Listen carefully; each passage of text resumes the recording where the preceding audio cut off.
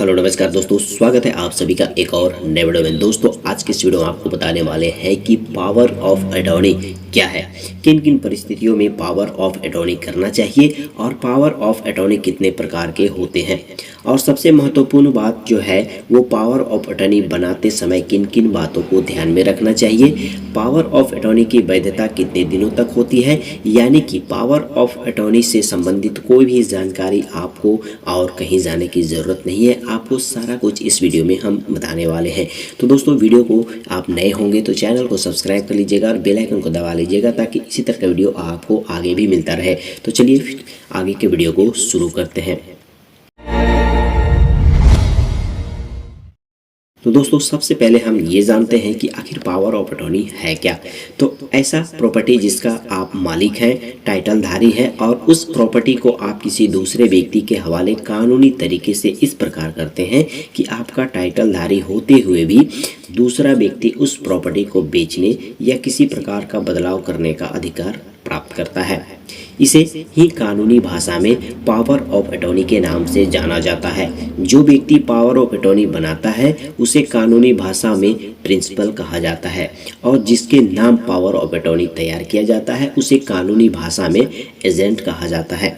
तो चलिए बात करते हैं कि पावर ऑफ अटॉर्नी जो है कब बनाया जाता है।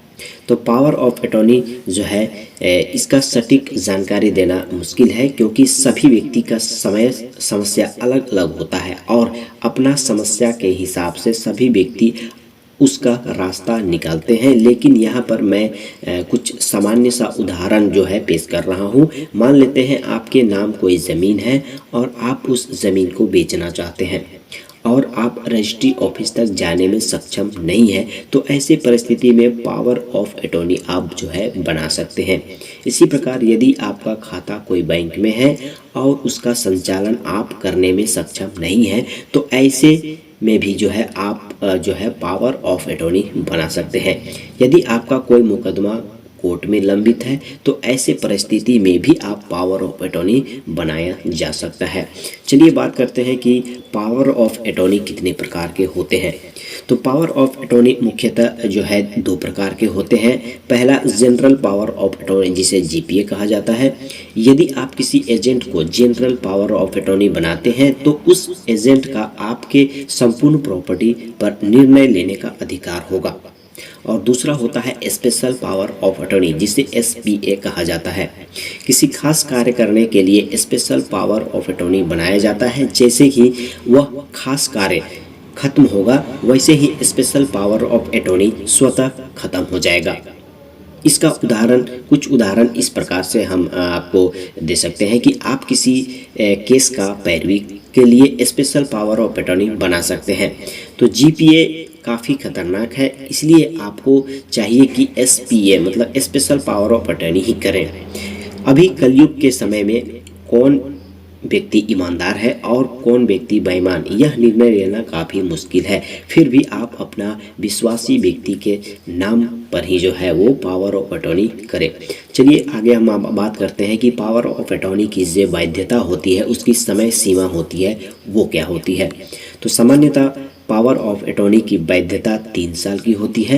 एक बार पावर ऑफ अटॉर्नी की वैधता खत्म हो जाने पर प्रिंसिपल इसे दोबारा उसी व्यक्ति के नाम से पावर ऑफ अटॉर्नी बना सकता है या फिर कोई दूसरे व्यक्ति के नाम से पावर ऑफ अटॉर्नी बना सकता है। पावर ऑफ अटॉर्नी जिस दिन बनाया जाता है उसके अगले दिन भी यदि प्रिंसिपल चाहे तो पावर ऑफ अटॉर्नी को रद्द कर सकता है। इतना ही नहीं, यदि किसी कारणवश प्रिंसिपल पागल हो जाता है या अक्षम हो जाता है या मृत्यु हो जाता है तो ऐसी परिस्थिति में पावर ऑफ अटॉर्नी रद्द हो जाएगा।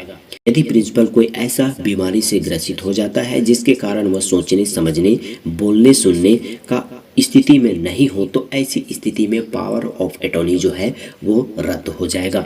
चलिए अब नेक्स्ट में बात करते हैं कि पावर ऑफ अटॉर्नी आप किस प्रकार से बना सकते हैं।